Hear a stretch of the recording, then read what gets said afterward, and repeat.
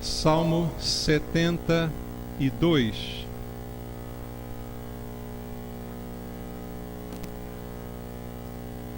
Um salmo de Salomão.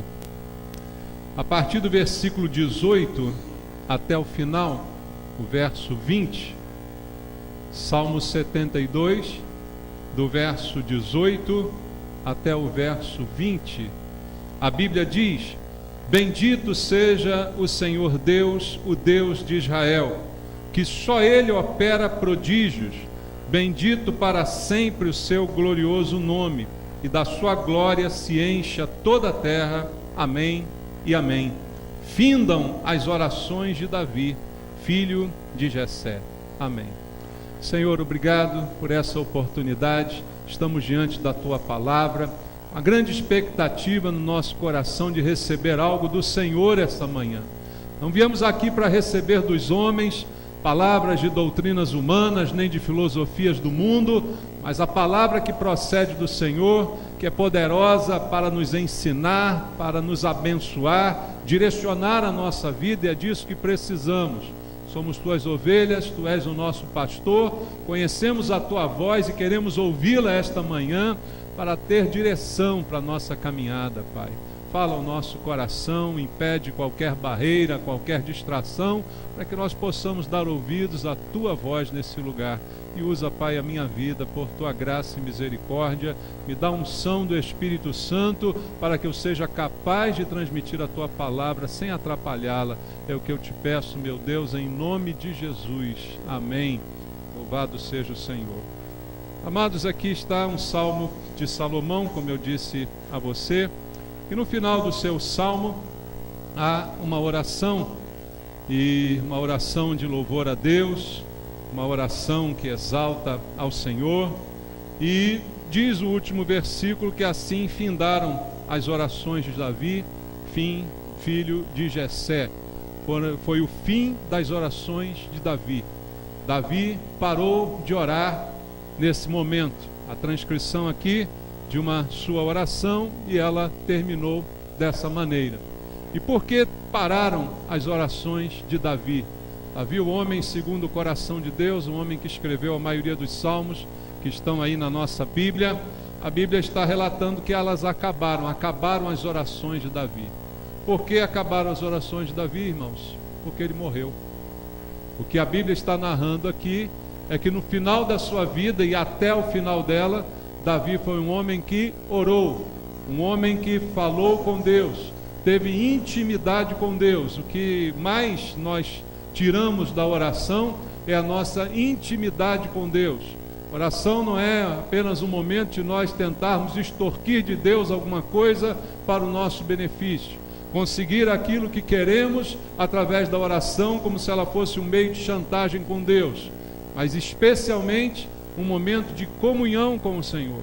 E Davi certamente foi chamado de homem segundo o coração de Deus, porque tinha um coração ligado ao coração de Deus, e isso acontecia pela sua comunicação com Deus.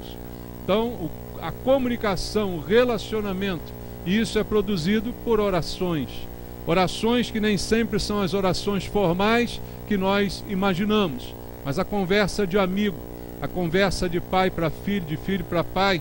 Foi isso que Davi viveu durante a sua vida, que teve até alguns erros, alguns deslizes, mas nunca interrompeu, ou se interrompeu por muito pouco tempo, a sua comunhão com Deus.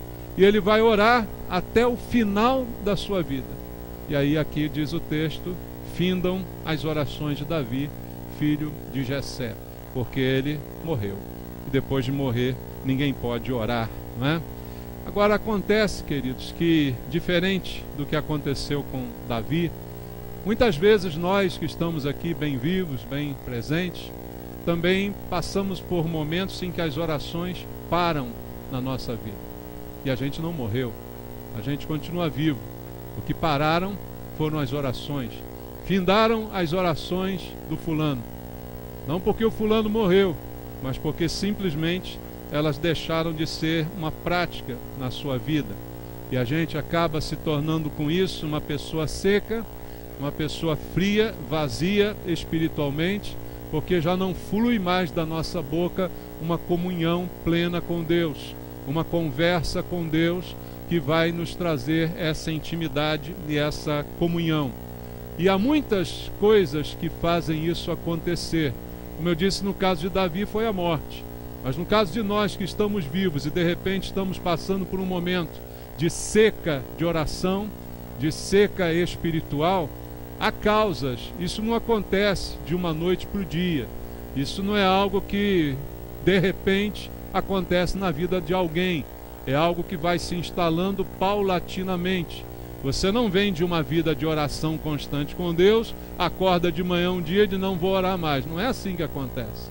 Isso vai deixando de ser um hábito, uma constante na vida. Isso vai deixando de ser algo, um fator predominante na sua vida e passa a ser um fator secundário até que ele fique completamente de lado. Então eu separei aqui na Bíblia algumas questões de por que isso tende a acontecer conosco. Por que que a gente para de orar estando ainda vivo? O que é a causa de cessarem as nossas orações quando não é o caso da morte, quando foi com Davi? Então, algumas coisas que eu quero mostrar para você na Bíblia. Em primeiro, no Salmo também, número 109. Vamos ler o Salmo 109, do 1 ao 7. Salmo número 109 até o versículo 7 diz assim, esse é um salmo de Davi: Ó Deus do meu louvor, não te cales, pois contra mim se desataram lábios maldosos e fraudulentos, com mentirosa língua falam contra mim, cercam-me com palavras odiosas e sem causa me fazem guerra.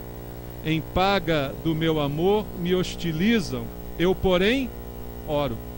Pagaram-me o bem com o mal, o amor com o ódio. Suscita contra eles um ímpio e à sua direita esteja um acusador. Quando o julgarem, seja condenado, e tida como pecado a sua oração. Davi está dizendo, eu oro, independente do que fizerem contra mim, eu continuo orando. Independente da injustiça praticada contra mim, eu oro. Independente das línguas maldosas que falam contra mim, eu oro. Mas no final, no versículo 7, ele diz que seja tida como pecado a oração dessas pessoas que agem dessa maneira. Então, qual é a lição?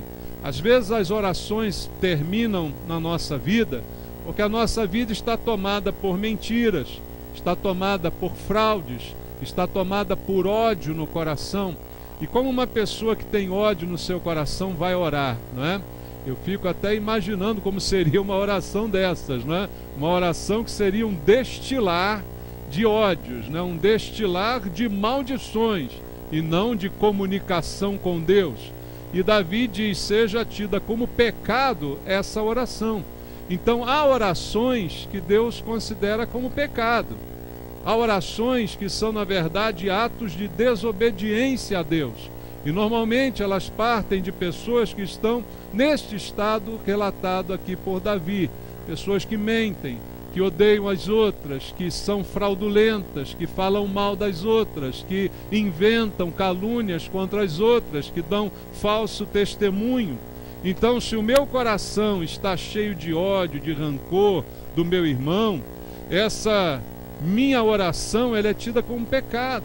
Não adianta eu estar numa reunião de oração para louvar a Deus se o meu coração está cheio de ódio. A Bíblia diz que a boca fala do que está cheio o coração. Então essa oração será tida como pecado, porque não é uma oração que Deus quer que você faça. Não é uma oração que vai trazer comunhão com Deus e com a igreja. Então é uma oração pecaminosa. Eu preciso sim de estar na reunião de oração, orando junto com os irmãos, mas para buscar uma solução para o meu ódio, para a minha mentira, para a minha fraude. Isso sim deve ser um motivo para eu orar, para que Deus tire de mim esses sentimentos, para que Deus tire do meu coração essas mágoas. Aí sim a minha oração será produtiva. Mas se eu faço da minha oração uma válvula de escape para todo ódio, para toda mentira, para todo engano, essa oração se torna pecado diante de Deus. e aí eu estarei vivendo em mentiras, estarei vivendo numa situação fraudulenta, e essa oração que sai da minha boca, ao invés de me aproximar de Deus, ela se torna uma afronta contra Deus. Nós fazemos afronta com as nossas palavras. Então, um coração cheio de mentira e ódio, ao orar, ele afronta a Deus. Temos que orar, mas para pedir perdão a Deus, para pedir que Deus tire de nós esse ódio, essa mentira, esse engano, e não falar qualquer outra coisa que não seja isso. Porque qualquer coisa que eu diga a Deus com o coração dessa maneira, isto se tornará numa afronta contra Deus. E de tantas afrontas, eu vou ver e perceber que isso não vai dar certo. E isso então começa a minar a oração da minha vida. Isso começa a fazer com que pare a minha comunicação com Deus. Porque no meu coração há ódio e há mentira, há rancores. Então isso é o início de um processo de distanciamento, de cessar de orações, de cessar de comunhão, porque Deus não tem comunhão com aquele que está cheio de ódio no seu coração. Deus não tem comunhão, embora você possa até dizer, eu estou com Deus, mas Ele não está contigo. Se o teu coração só tem rancor e mentira e ódio, engano, Ele não está com você. E aí essa comunicação vai ficando cada vez pior e entramos nesse processo de pararem as orações, elas deixam de fazer parte da vida da pessoa que se encontra nesse estado, nesta situação. Outro exemplo que eu trago para você na Bíblia, no livro de Provérbios, no capítulo 28, no versículo número 9, diz assim: o que desvia os ouvidos de ouvir a lei, até a sua oração será abominável. Veja como a oração, que é algo bom, recomendado por Deus para a comunhão com Ele, pode se tornar algo ofensivo. Como outro exemplo, se tornar pecado, como disse Davi. Então não é uma questão de ser uma oração em vão. Às vezes nós oramos em vão, porque não muda nada. Mas esses exemplos que eu estou te dando são exemplos que não é apenas o ato vão, mas é o ato de pecado. É o ato que acaba se tornando abominável a Deus. É algo que acaba irritando o coração de Deus. A oração de um hipócrita é a oração que irrita a Deus. Não é só que ela não faz efeito, não é só que ela é vã, mas ela tem um efeito contrário, ela é ofensiva, ela é pecaminosa. Quando a gente fala em pecado, a gente pensa que só é pecado aquelas coisas graves e sérias e indecentes que alguém possa fazer. Mas até uma oração pode se tornar um pecado. Já pensou sobre isso? Pecado não é só aquelas coisas terríveis que você possa conceber na sua mente. Mas uma oração, um ato que a princípio seria inocente, ela também pode trazer dentro de si um grande pecado, uma grande afronta contra Deus. E no exemplo aqui diz que aquele que desvia o ouvido de ouvir a lei, ou seja, aquele que não dá ouvidos à palavra de Deus. O que acontece quando alguém não dá ouvidos à palavra de Deus? A palavra de Deus diz uma coisa, mas eu não dou ouvidos a ela, então eu faço outra. Eu faço o contrário do que a palavra de Deus me manda fazer. O que é isso? Pecado. Errar o alvo, errar a direção, fazer o que não deve. Se eu não ouço a palavra, eu vivo em pecado. Se eu não ouço a palavra, eu não sei o que Deus quer para a minha vida.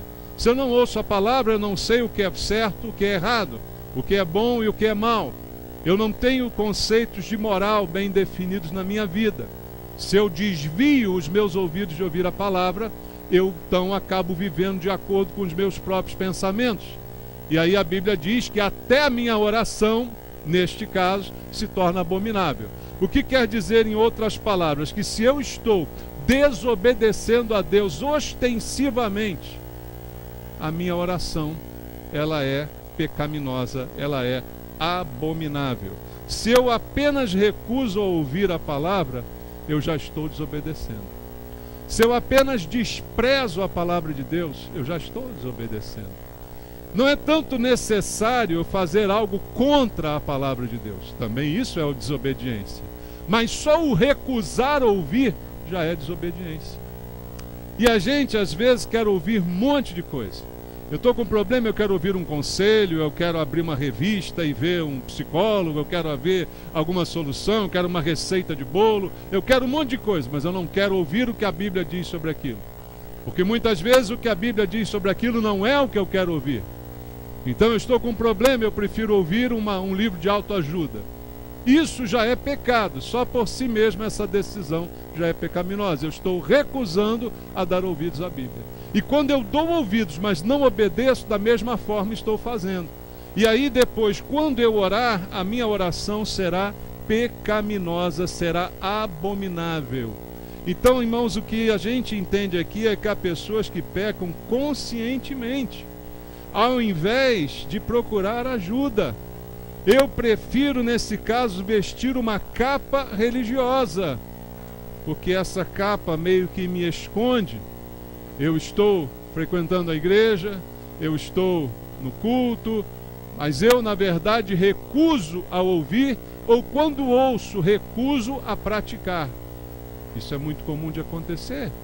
Às vezes acontecem coisas na vida de uma pessoa e você diz, como é que pode? Se ela tanto tempo está conosco, tanto tempo tem ouvido a palavra, tanto tempo ela tem tomado conhecimento de que isso não é bom, de que isso não é para ela, como pode ela fazer isso? É muito simples, ela apenas ouviu, mas ela não deu ouvidos. Há uma diferença entre você estar ouvindo alguma coisa e você está realmente aprendendo alguma coisa. Trazendo para você, aprender é trazer para você, para a prática da sua vida. Então, quando a oração é feita, ela se torna pecaminosa, porque ela é fruto apenas de uma capa religiosa. É como disse outro dia aqui no versículo em 2 Timóteo capítulo 3, que a Bíblia diz que Paulo recomenda a Timóteo tomar cuidado, porque nos últimos tempos os homens teriam um monte de defeitos, e dentre eles, ele diz lá, terão forma de piedade, mas negarão o poder de Deus. A forma de piedade é a aparência religiosa, é uma prática religiosa, mas que não muda se eu realmente não pratico aquilo que escuto. Eu posso até praticar uma oração, mas ela será certamente abominável diante de Deus. E de tantas orações abomináveis, e de tantas capas religiosas, e de tanto tempo na igreja sem viver o Evangelho, chega um tempo que isso cansa. E aí, como cansa, eu vou deixando a minha comunhão de lado, eu vou deixando a minha oração de lado, e aí a oração também para, embora eu permaneça vivo. Não foi o caso de Davi, só parou quando morreu. E também, queridos, algo que eu quero dizer a vocês está em Mateus capítulo 6, versículo 5 e versículo 6. No Evangelho segundo Mateus, capítulo 6, no Sermão do Monte, Jesus ensina no versículo 5 e no versículo 6: E quando orardes, não sereis como os hipócritas. Olha ele falando aqui de novo desse caso da hipocrisia. Porque gostam de orar em pé nas sinagogas e nos cantos das praças. Com que motivo? Com que intenção? Para serem vistos dos homens. Em verdade vos digo que eles já receberam a recompensa. Tu, porém, quando orares, entra no teu quarto, e fechada a porta, orarás a teu pai que está em secreto, e teu pai que vem em secreto te recompensará. É muito importante a gente entender plenamente o que Jesus está dizendo. Primeiro, ele não está dizendo que é errado eu orar em pé na igreja, que é errado eu orar na praça. Não, Jesus não está dizendo isso. O que ele está dizendo é que se eu apenas gosto de fazer isso, orar em pé na igreja para chamar atenção, orar em pé na praça para ser visto, se o motivo é esse, eu já recebi a recompensa, eu já fui visto, eu já fui notado, eu já fui tido como alguém espiritual. Se o motivo era só esse motivo já foi satisfeito. Ele não está condenando o fato de se fazer isso. O que ele está condenando é o motivo pelo qual eu faço isso. Então, ele diz, nesse sentido, ele já recebeu a recompensa. Então, quando você orar, entenda que é mais importante a sua comunhão com Deus. naquele secreto do seu quarto, fechada a porta, onde ninguém está vendo, onde você não precisa provar para ninguém o que você está fazendo, porque você está fazendo com Deus, no seu momento de comunhão com Deus, no seu secreto. Esse teu pai vem em secreto e a recompensa você receberá, que é a presença do teu pai ali junto contigo para conversar contigo. Então o que Jesus está ensinando, na verdade, é isso. Então a lição que eu tiro daqui é que quando a oração ela se torna apenas um desempenho de santidade, como se a gente tivesse um santômetro. Sabe o que é o santômetro? É um aparelhinho que mede a santidade dos irmãos. Imagina se cada um de nós tivesse um santômetro no peito, como é que estaria o nosso ponteirinho? Estaria mais para o anjinho ou para o diabinho, né? Tem um ponteirinho assim, um anjinho, um diabinho. Aí o santômetro mostra para onde você está, né? Não existe santômetro. E às vezes a gente faz do desempenho religioso o nosso santômetro. O santômetro é o nosso desempenho. Eu acho que eu vou melhorar o meu santômetro se as pessoas me virem mais atuante, se as pessoas me virem mais espiritual, se elas me virem mais orando, falando, fazendo, aí eu me sinto melhor. O que Jesus está condenando é esse desempenho religioso, que vai me dar pontos, não no céu, mas na igreja, não no céu, mas na comunidade, não diante de Deus, mas à vista dos irmãos. Eu vou receber pontos, eu vou receber qualificação, eu vou me sentir melhor. Então o que ele está dizendo é que se a minha oração se transforma apenas num instrumento de desempenho, para que as pessoas vejam, como foi com os hipócritas, e digam, como ele ora bonito. Olha, quando ele ora, eu até arrepio. Olha, se arrepiar alguém com a oração, meu irmão, você está bem, hein? Teu santômetro vai lá no anjinho, hein? Se alguém arrepiar com a tua oração, a gente mede as coisas por arrepio, irmãos. Infelizmente, o povo de Deus tem essa mania. Se eu me arrepiei no culto, o culto foi bom. Se eu me chateei, foi ruim. Às vezes o bom é que você se chateia. Porque Deus falou tanto contigo que você saiu daqui chateado, mas determinado a mudar de vida. Né, irmãos? Arrepio não muda a vida de ninguém, não. Quer sentir arrepio? Abre a geladeira sem camisa. Né? Vai sentir arrepio. Então, a gente fica pensando no arrepio. E não é assim. Jesus está dizendo, essa oração programada, ensaiada, ela não é oração, mas ela é desempenho religioso. E como desempenho, a única recompensa que eu vou ter é o reconhecimento dos outros. Mas eu não vou ter a comunhão com Deus. E aí chega uma hora que o reconhecimento dos outros não basta. Você vê todo mundo que faz sucesso aí, seja em que área for, cristão ou não cristão, esportista, cantor, ator, faz sucesso, faz sucesso, faz sucesso. O que ele tem? O reconhecimento dos outros. E por que muitos depois se matam? Por que muitos depois terminam a vida arruinados? Porque o conhecimento, o reconhecimento dos outros não basta. Embora seja até importante em algum sentido na vida, eu não posso viver na dependência disso. Porque há coisas que ninguém vai ver, ninguém vai notar, que ninguém vai reconhecer, mas o meu pai que me vê em secreto está vendo, entendeu? Isso é muito mais importante. Porque aí vai um relacionamento meu com Deus. Aí eu não preciso do aplauso de ninguém. A gente canta o hino aí de Deus, eu não preciso ser reconhecido por ninguém. Mas a gente canta isso, será que é verdade quando a gente canta isso? E no fundo, há aquele desejo de ser reconhecido. Mas na verdade, o que importa é ser reconhecido pelo Pai, que vê em secreto. E Ele está vendo quem você é, sem roupa, entendeu? Nu, diante dEle. Então Ele vê quem você é. E essa oração, desempenho, ela não vai preencher isso. E aí quando eu começo nisso, a tendência dessas pessoas a se queimarem espiritualmente é muito grande. Hoje a gente tem na igreja muita gente queimada. É um livro maravilhoso que eu indico para todo mundo, Esgotamento Espiritual, do Malcolm Smith. Ele é fruto disso, de você se esgota espiritualmente, porque você fica querendo desempenhar alguma coisa. E chega uma hora que isso enche, chega uma hora que isso esgota, e aí não há mais o que fazer. Porque você substituiu o relacionamento com Deus por relacionamento entre as pessoas, para ser reconhecido pelas pessoas. Então, muito cuidado com isso, porque isso também faz as orações pararem. E chega uma hora que você diz, para quê? Para quê? para quê? E essa hora do para quê que é o problema. É como disse o povo lá em Malaquias capítulo 3, inútil é servir a Deus. Que adiantou andar de luto diante do Senhor dos Exércitos? Que adiantou jejuar? Que adiantou? Não adiantou nada. É esse o esgotamento maior que as pessoas sentem, porque não tem um relacionamento de verdade com Deus. Porque a oração já morreu faz tempo, embora ela continue até orando. Quando a oração é um falar mecânico, no mesmo texto Jesus continuou no versículo 7, dizendo, e orando, não useis de vãs repetições, como gentios, porque presumem que pelo seu muito falar serão ouvidos. Não vos assemelheis, pois, a eles, porque Deus, o vosso Pai, sabe o que tendes necessidade, antes que lhe o peçais.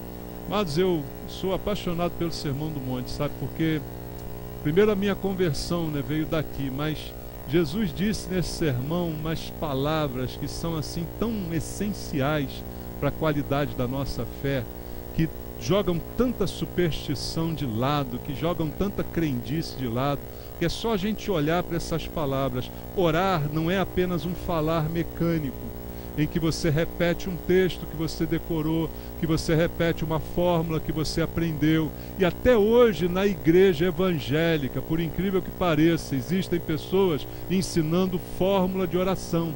Olha, ora assim porque assim Deus responde. Ora desse jeito, faz dessa forma. Isso parece macumba, irmãos. Até hoje existe gente na igreja ensinando simpatia de oração.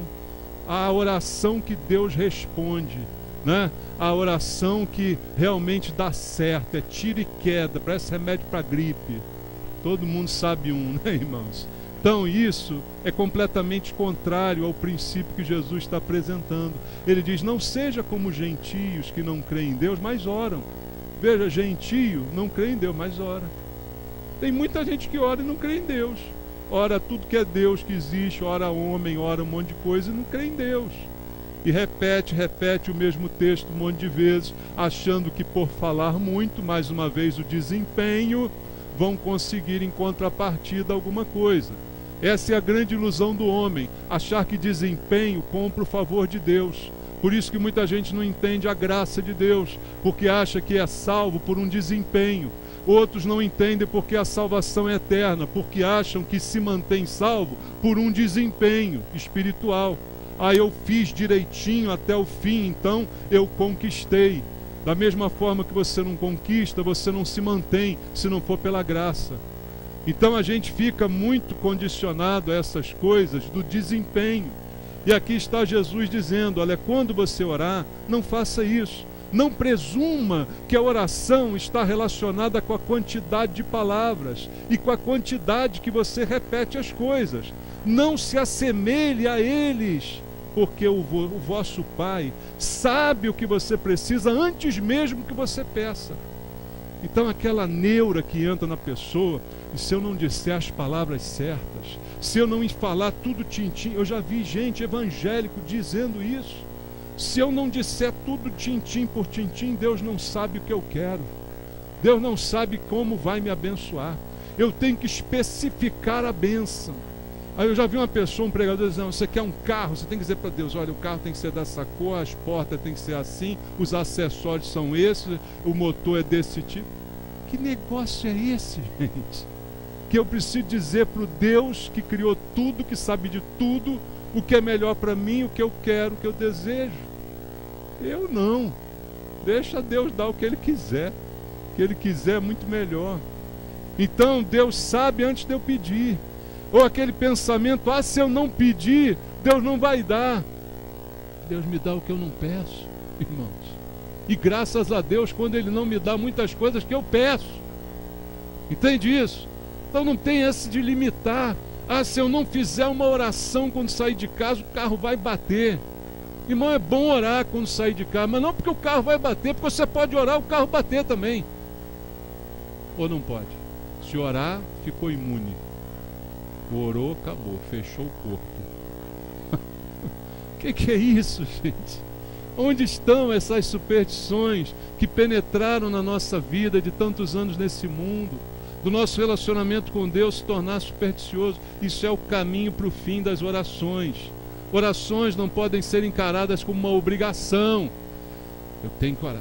E tem que ser 7 dias. Se não for 7, 13, 21. Tem que ser número cabalístico, entendeu? Tem que ser o jejum de Daniel, 21 dias. Porque, olha, o jejum de Daniel é poderoso. Irmãos, onde está isso na Bíblia?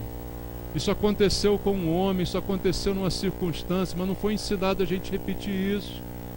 O que Deus ensina é que a gente tem o nosso relacionamento com Deus, a nossa vida com Deus, não no horário que alguém programou. Não, olha, se não orar às 5 horas da manhã, não tem valor. Quer dizer, quem dorme até às 6 está fora. Irmão, então eu estou fora, porque eu só acordo às 6 horas da manhã para ir para o trabalho.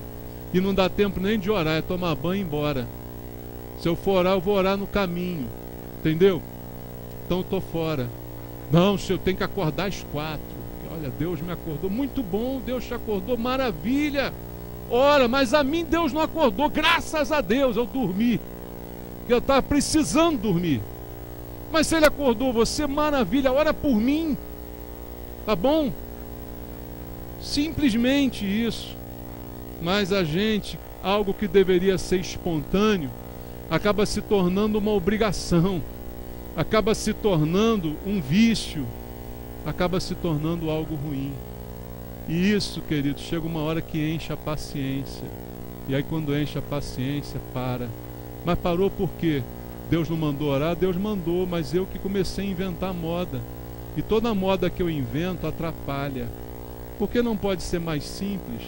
Por que não pode ser mais natural? Por que não pode ser mais espontâneo? Por que não pode ser um relacionamento? Coração de Deus. Por que não pode ser assim? Se não é assim, acaba parando. E diz também a Bíblia em Marcos, Evangelho, capítulo 11, versículo 24. Vamos ler?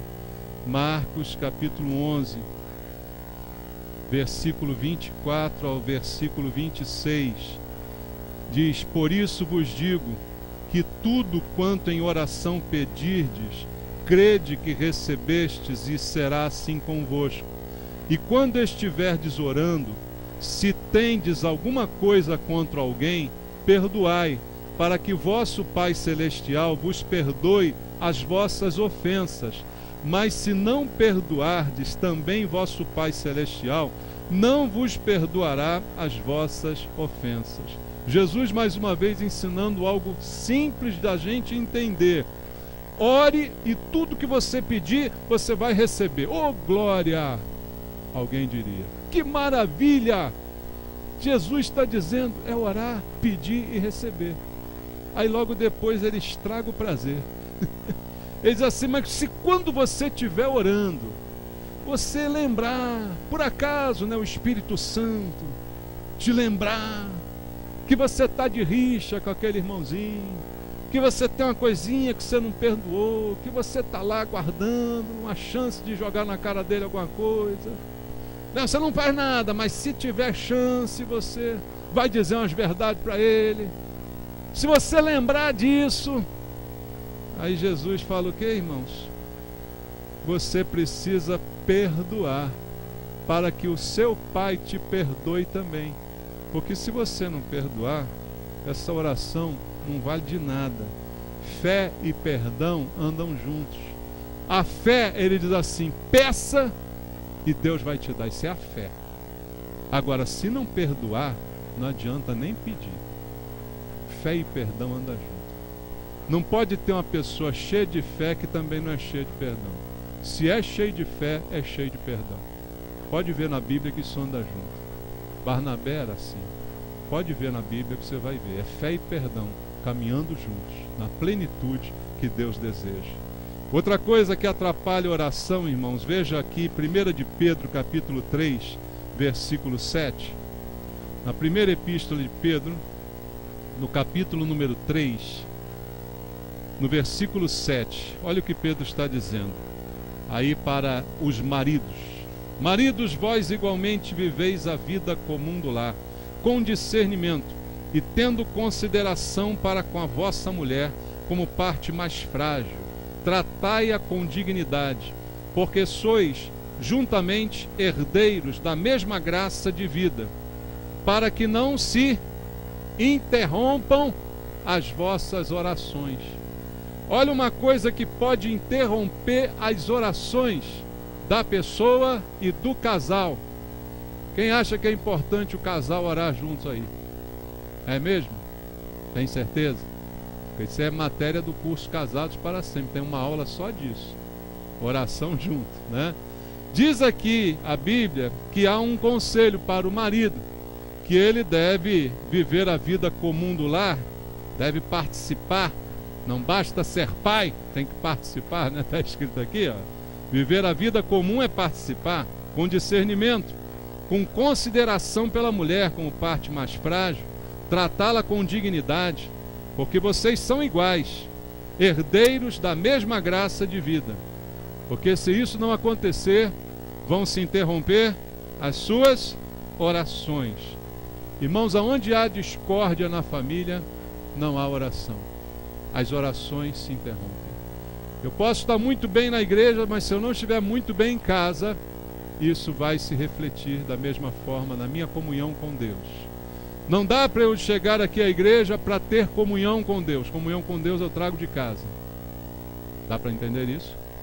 Ou você vem à igreja para ter comunhão com Deus? Eu acho que você vem à igreja para ter comunhão com os irmãos. Comunhão com Deus é entrar de casa, né, irmãos? A gente anda com ela, ou não? Então, se começa a ter uma discórdia, se o marido trata mal a esposa, ou vice-versa até, as orações vão se interromper. A bem das vossas orações, para que elas não se interrompam, diz aqui o apóstolo Pedro. Vão se interromper se não houver essa harmonia dentro de casa. Então, um sintoma para que esse problema seja vivido por você, de pararem as suas orações, de parar sua comunhão com Deus, de parar a sua vida com Deus, é quando não há harmonia dentro da sua casa. Certamente essa vida será interrompida. Ainda em 1 de Pedro, no capítulo 4, um pouquinho adiante, no versículo 3 e no versículo 7, olha o que Pedro diz: porque basta o tempo decorrido para teres executado a vontade dos gentios, tendo andado com dissoluções, concupiscências, borracheiras, orgias, bebedices e em detestáveis idolatrias. Agora no versículo 7. Ora, o fim de todas as coisas está próximo. Sede, portanto, criteriosos e sóbrios, a bem de quê? Das vossas orações. Já pensou por que Pedro diz isso? Para o bem das suas orações, seja criterioso e sóbrio. Para o bem das suas orações, lembra que no tempo do passado você andou na vontade dos gentios. Você andou em dissolução, concupiscência, borracheira, orgia, bebedice, idolatria. Isso é do passado. Agora você precisa andar em equilíbrio. Você precisa entender que é hora de ser criterioso e sóbrio para o bem das suas orações. Resumindo, o que isso quer dizer? Que quando a vida estiver dominada por impurezas, não haverá tempo para as orações. É fácil entender isso? Quando a mente estiver impregnada por todo tipo de impurezas, não haverá tempo para as nossas orações. E de que tipo de impureza nós devemos fugir? Buscando critério e sobriedade. O critério é que vai determinar qual impureza? Todas, né? Não tem um tipo específico. Mas o critério vai determinar o que é lícito, que todas as coisas são, mas o que não convém. É o critério, é a sobriedade. Quem não está sóbrio não tem critérios, não tem capacidade de discernir entre o certo e o errado.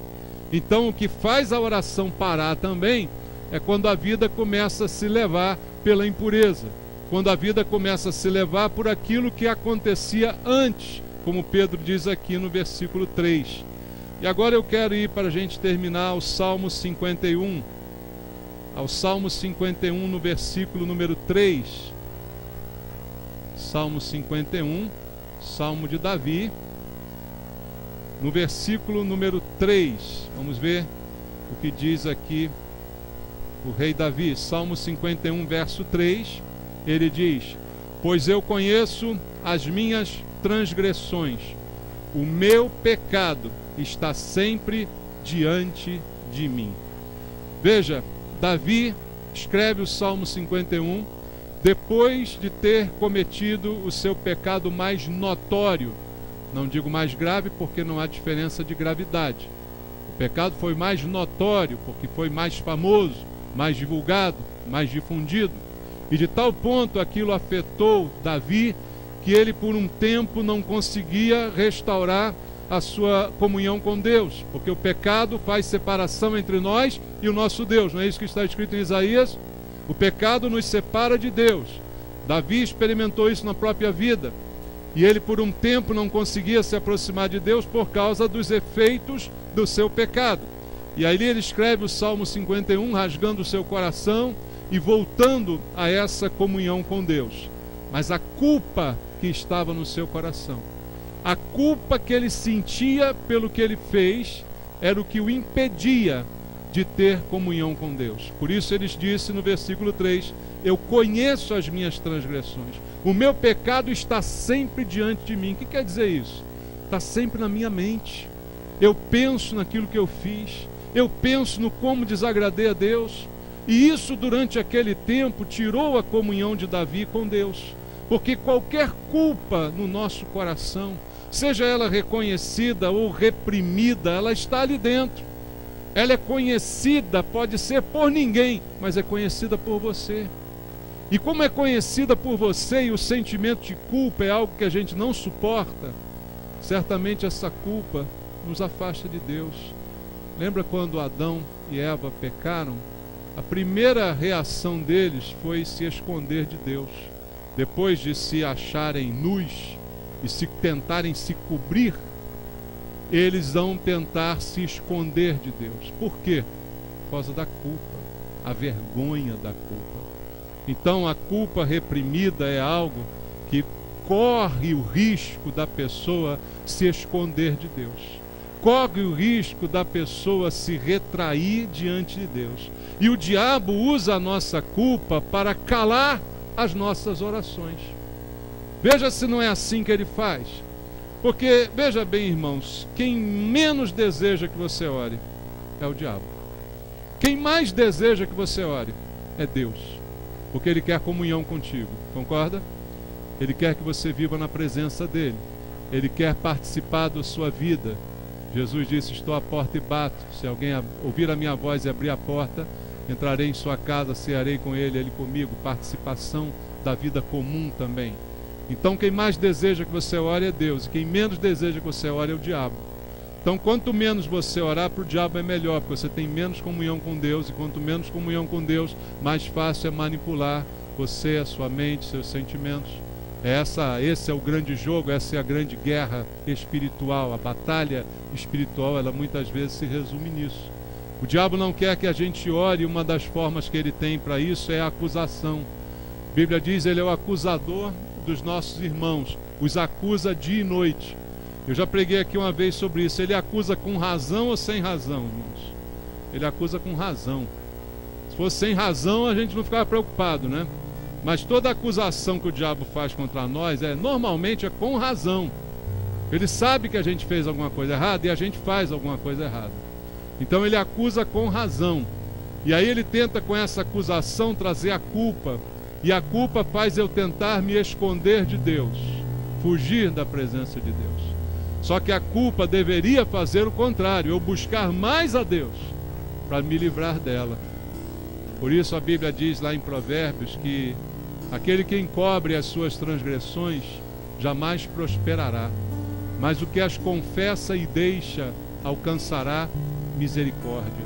E para confessar eu preciso buscar a Deus para confessar. Para confessar, ao invés de fugir, eu preciso chegar mais perto.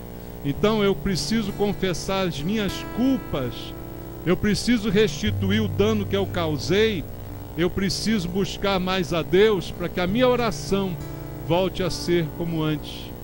Eu preciso me aproximar de Deus ao invés de me afastar.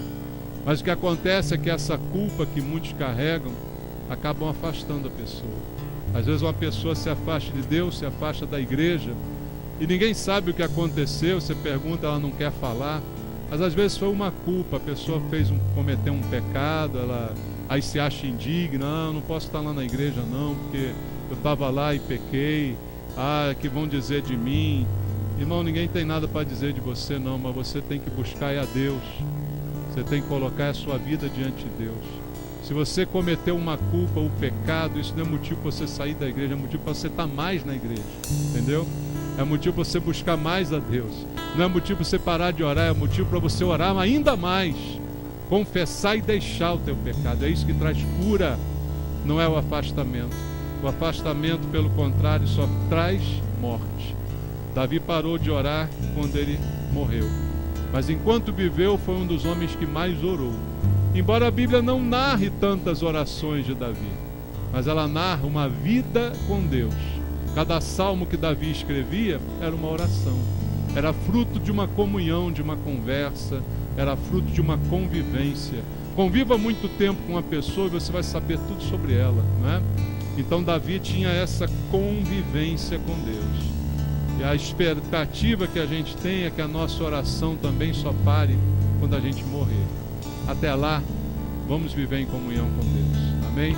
Até lá, vamos buscar a Deus, vamos viver na presença, vamos abrir o coração, confessar as culpas, largar os pesos diante do Senhor e descansar nele. Que Deus nos abençoe, em nome de Jesus. Vamos orar. Pai amado, obrigado por estarmos juntos aqui, meu Pai, ouvindo a Tua palavra a respeito de comunhão, essa comunhão que nós não queremos perder, Senhor. Essa comunhão, essa presença que nós não queremos substituir por nada nesse mundo. Perdoa os nossos pecados. Perdoa, Senhor, as nossas culpas, aquelas coisas que tentam nos afastar de Ti. Perdoa, Senhor, toda a tentativa que temos de apresentar um desempenho religioso, achando que isso nos aproxima do Senhor. Perdoa, Pai, todo sentimento supersticioso no nosso coração, achando que isso nos traz mais para perto de Ti, mas na verdade isso nos afasta cada vez mais. Vem, Senhor, falar ao coração de cada um de nós, para que uma vida nova seja produzida, para que a nossa vida seja transformada na Tua presença, Pai. Que a gente possa experimentar comunhão verdadeira, comunhão de abrir o coração, comunhão de ter intimidade com o Senhor. Fala comigo, fala com meus irmãos, meu Deus, e transforma a nossa vida, é o que eu te peço, em nome de Jesus. Amém.